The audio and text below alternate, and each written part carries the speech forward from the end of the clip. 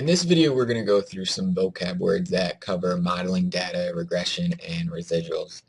The terms are scatterplot, regression, line of best fit, residuals, and residual plots. So to start, we'll go with scatterplot. And what this really is just a bunch of points on the coordinate system, right? Usually it's going to be x and y values. A regression then will be putting a line of best fit that goes through most of these points. Now, it's not going to go through all of them. As you can see, the line goes through this point, and that's about it, but it wants to go through most of them.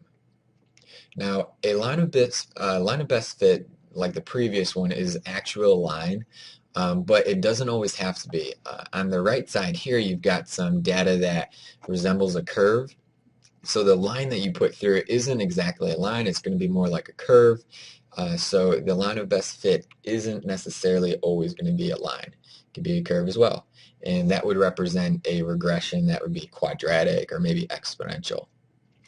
Now, what are residuals? And residuals are actual, like it's a distance. So you have your observed data, that's going to be your green points, and then we bring in a line of best fit, which would be all of our predicted values. And the residuals are all those red lines right here. It's the distance from the observed data, which would be the green points, and the blue line, which is the predicted value. Now, residuals can be positive or negative. So let's make up some numbers here. Imagine we're going from this point on the predicted value up to this observed value, okay? Well, the distance between those, let's say it would be 2, okay?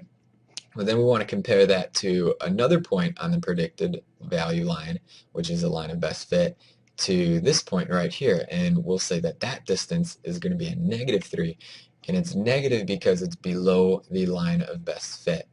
So that's something that you want to pay attention to. All the residual values above the line of best fit will be positive. All the ones below it are going to be negative. And if you add up all of those residual values, if it is the line of best fit, it'll give you 0. Now, residual plots basically just show all of those residuals. So the residuals are the red lines again, and these are just the distances from the observed data, which would be the green, to 0. The residual here would just be under 1, and this residual right here would just be above 0. And that's about it.